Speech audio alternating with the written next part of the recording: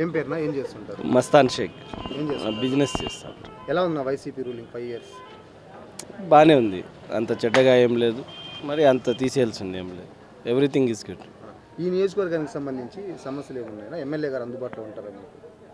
MLA గారు 70% అంతే, ఇంకా 30% నార్మల్గా ఉంటుంది. అంటే అందుబాటులో ఉంటారా?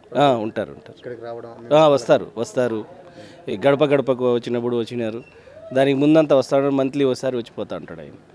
అన్న ఇప్పుడు బీజేపీ, టీడీపీ, జనసేన 3 కలిసాయి కదా, సో వైసీపీకి ఏమైనా ఎఫెక్ట్ అవుతుందా? ముస్లిమ్స్కి ఆ కూటమికి సపోర్ట్ చేసే ఛాన్స్ ఉందంటారా?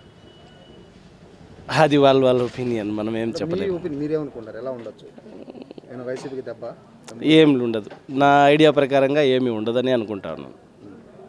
సంక్షేమ పథకాలు ఇస్తున్నారు, సంక్షేమ పథకాలు ఇస్తా ఉన్నారు కదా, ఇంకా సో అందరూ అదే ఉద్దేశంతో వైసీపీ పక్కన ఉన్నట్లు అనిపిస్తుంది. ఈసారి ఇక్కడ నుంచి అమర్నాథ్ రెడ్డి గారు పోటీ చేస్తున్నారు, ఎలా ఉంది ఆయన ఛాన్స్?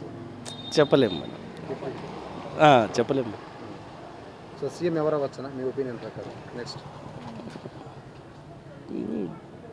చూస్తాం, మనకెట్లా తెలుస్తుంది, అంతా దేవుడి దయ.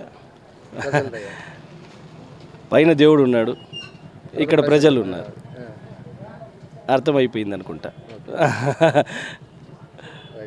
ఆ పైన దేవుడు ఉన్నాడు, ప్రజలు ఉన్నారు, వాళ్ళు డిసైడ్ చేసుకుంటారు.